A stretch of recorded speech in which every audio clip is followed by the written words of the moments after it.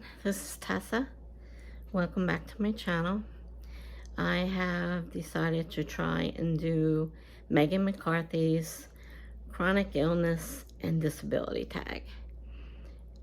How this is actually presented will depend on my editing skills, which aren't very great. I'm still struggling with that, but I'm going to try to see if I can insert the question before each answer. I will read the question as well, so you'll see hopefully a screen with the question, and then I will read the question out loud before answering it, and we'll see how this works out. I don't know how many times I'll end up having to do it before I'm happy with it, but if I cannot cut and insert the questions, then I will just be reading them, which is a little bit harder, but we'll see what happens. I'm going to give it a try, and we're going to go from there. So, let's see. The first question is what chronic illness and or disabilities do you have? Do you have multiple? Now, I have definitely multiple chronic illnesses and disabilities, some of which are what they call invisible disabilities. I have mental illness, which includes bipolar disorder, anxiety, ADD, or ADHD probably. I'm more hyper than just regular ADD.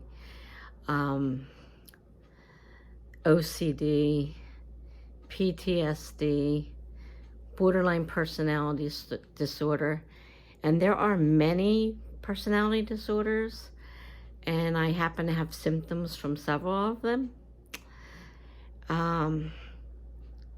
That's basically, I think, my mental disorders. As far as physical, I've got diabetes and I'm insulin dependent, and that makes things difficult because if I'm out somewhere and I don't know what the insulin count is, and I don't happen to have a meter handy. Right now I do have a continuous glucose monitor, but there are certain periods where it's not able to be used. So sometimes my blood sugars vary because of that, and they vary anyhow because the doctors haven't been able to figure out exactly what's going on. So we have that. And then let's see, I tried to write these down. Most of mine major ones are the mental. Like my anxiety is really bad, and I'm on a very high dose of anti-anxiety medicine, and I just went through a withdrawal because the insurance company messed up and didn't send it to me, and that was very difficult to deal with, and everything was just so much worse without the medicine. Like, I was afraid to go to sleep. I was afraid I couldn't breathe, and all this was just part of the withdrawal. I do have those problems, but they were made worse by the withdrawal of the anxiety medicine. My ADHD will cause a lot of lack of problem with focus, which affects my writing because sometimes I just can't stay on the page I'm on. I'm all over the place. I stop and I do something else. So yeah, that's definitely something that's been a problem. And I was just diagnosed with pulmonary embolisms, which requires a blood thinner. And I did not realize just how serious taking a blood thinner is. I mean, it can cause a bleed out on its own, which can kill me. Lovely thought. But I can't take one of my medications for pain because I have chronic pain. I mean, the chronic pain between the arthritis, the degenerative disc disease in my spine, which all three areas have herniating discs and they're just disintegrating, and I have fibromyalgia. So you add all those together and I'm a hot mess, as they say.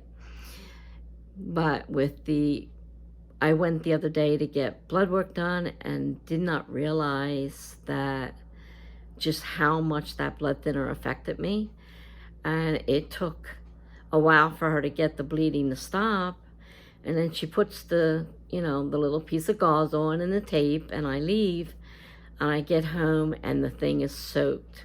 So it reopened and started bleeding, and I didn't know it. And then it's not something I'm used to. It just got diagnosed with this. So I have to be more careful when I get my blood drawn. I have to be careful if I have an injury that causes a lot of bleeding. It may not stop. So, yeah, definitely a disability of sorts. Okay. So then question number 2 was,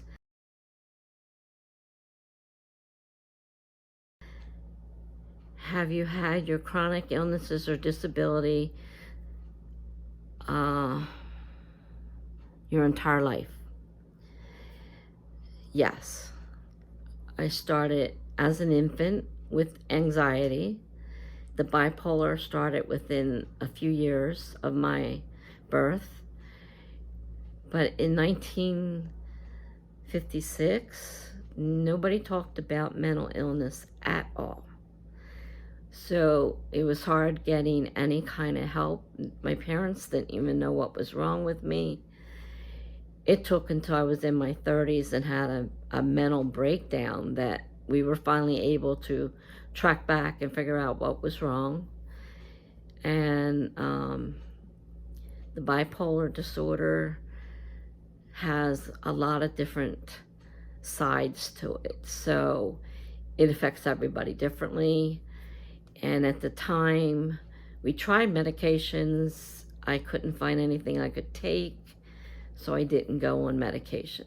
But years later, I started having other issues. I ended up in a hospital, and now I'm on medication, probably for life, because I've tried going off it, and I just can't. So as I got older, the mental illnesses got worse.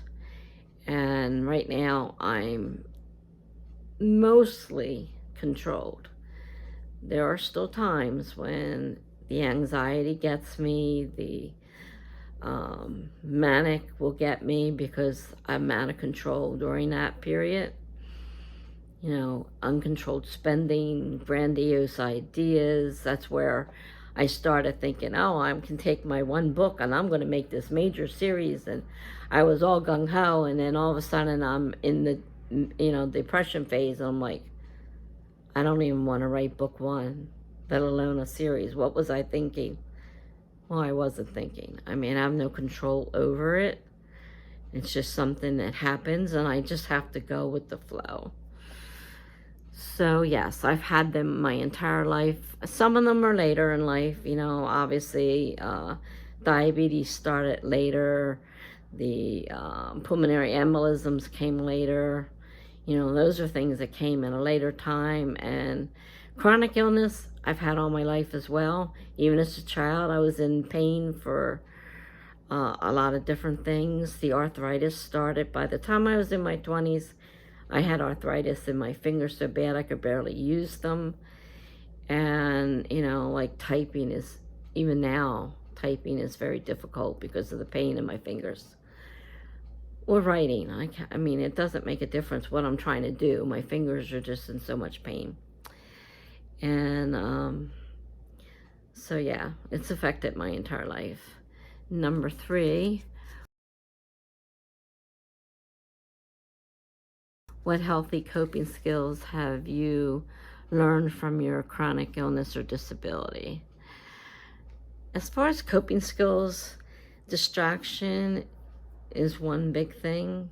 Trying to distract myself from what I'm thinking, because I have a lot of panic attacks, and I can tell if the distraction is working, because it will start to ease off. Because one of the main things I get with panic attacks is pain in my chest and little fluttering feelings. And so, I can tell by just how bad they are, how bad of a panic attack I'm having, and whether it's starting to ease off. So there's that.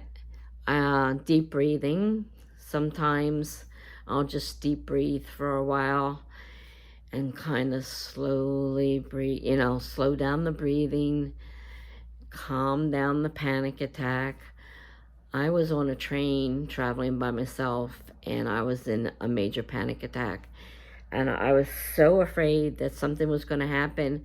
And here I am traveling in another part of my state, quite a ways from home. And nobody would know who I was, what was going on, how to contact anybody. And that just made the whole situation worse.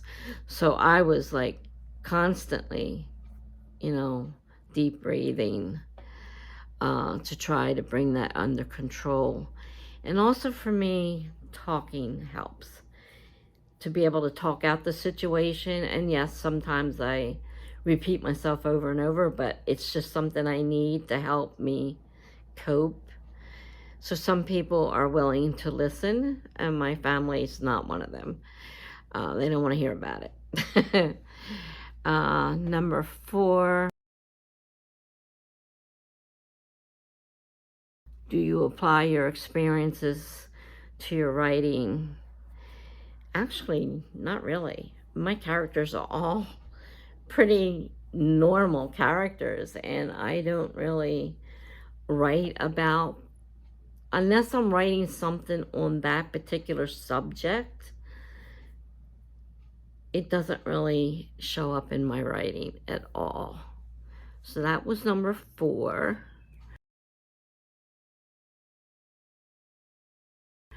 Number 5, how does your chronic illness or disability affect your writing routine? All right, that's number 5. I really don't have a writing routine.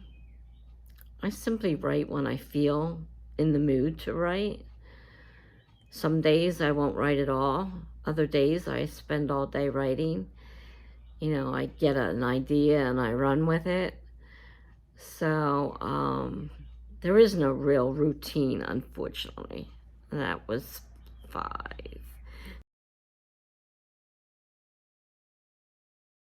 Number 6, how does it impact your writing style, topics, characters, etc.? I don't believe any of these chronic illnesses or disabilities affect that particular part of my writing.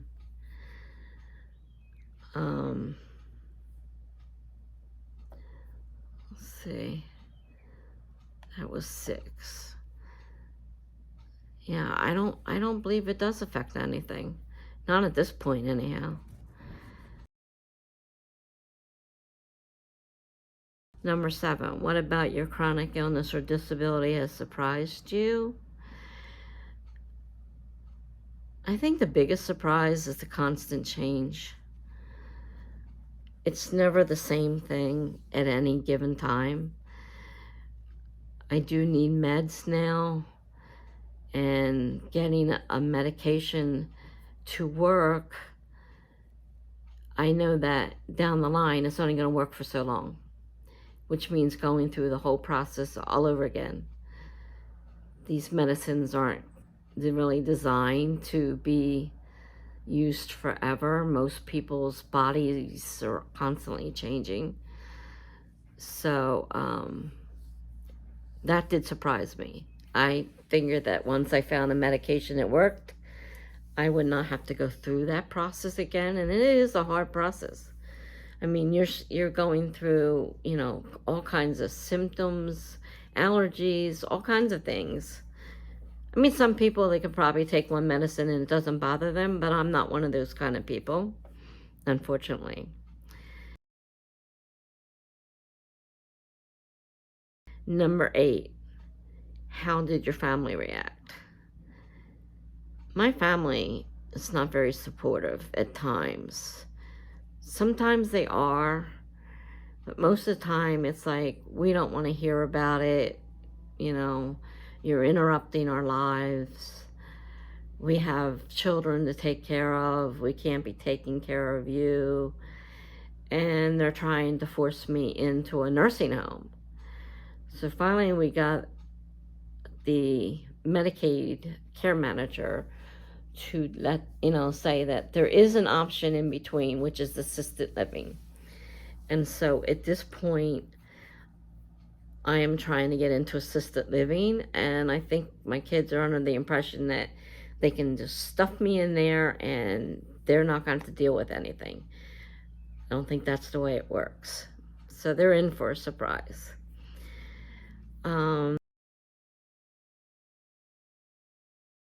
Number 9, what do you celebrate about your chronic illnesses or disability? Most of the time I don't really celebrate it, but I have to admit that when I am manic, my creativity definitely is increased, and I have the overwhelming desire to write and create, along with the other bad things that come with that. But that is one of the good things I did find about having bipolar disorder and being in the manic stage. It does help my creativity. And number 10, what's your favorite form of self-care? And for me, it has to be distraction. Whether it's sleep, reading, writing, something that will take my mind off it. I mean, I just had a nurse the other day tell me that, because I'm suffering from really bad, severe pain right now, because they took away one of my pain medicines, and I'm at the point where it's hard for me to even walk, and I'm terrified that I'm going to be in a wheelchair in no time, because without that pain medicine, working with the Percocets, the opioids, the combination kind of helped keep it at a somewhat bearable level. But without this medicine, the arthritis pain, every joint in my body just aches so bad I could barely move. It's difficult to walk. And I'm afraid it's going to cause me to be in a wheelchair earlier than necessary. But it's one medication that I cannot take at the same time as the blood thinner, because it's an NSAID, and that's a blood thinner on its own.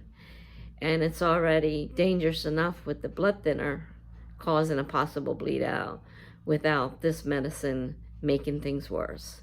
So I am absolutely not allowed to take it.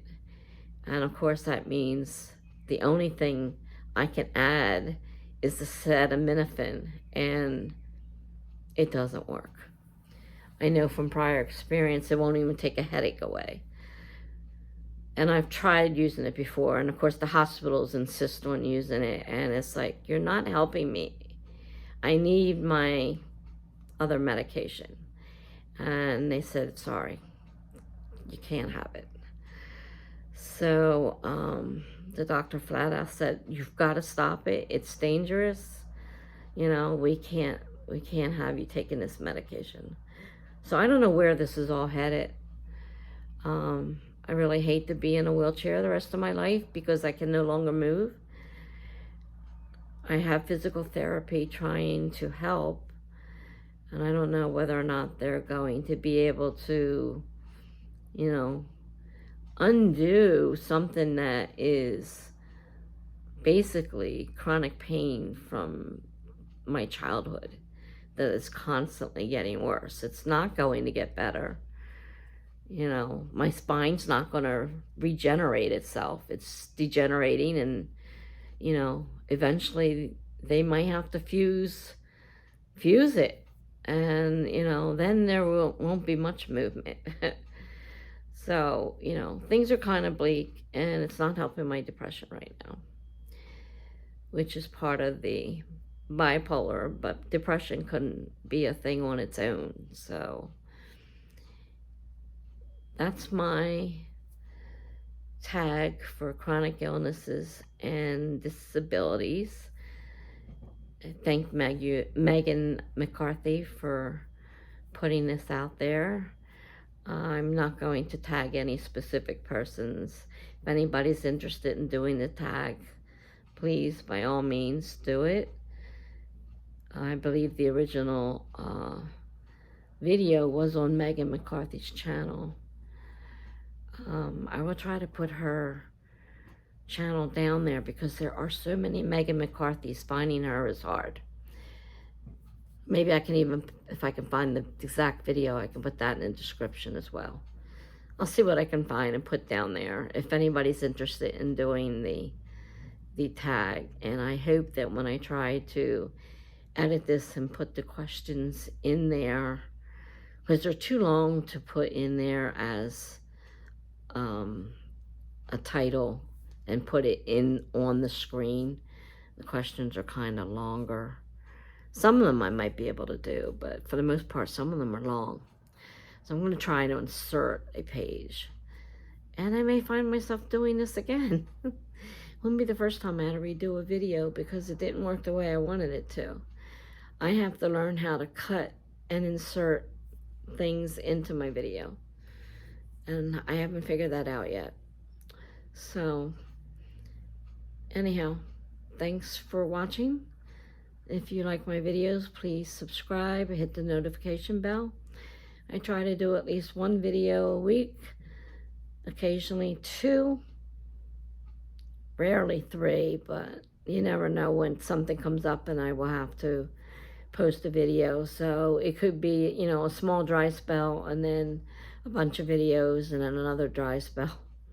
So anyhow, everybody, please be safe, take care of yourselves, and, you know, I'll see you somewhere, whether our paths cross in live streams or whatever. You know, I see most of you off and on, and excuse me, I also have chronic bronchitis, which is very complicated because I'm constantly in a coughing fit, and it's very, very upsetting. My voice is kind of scratchy, and, you know, it's getting better.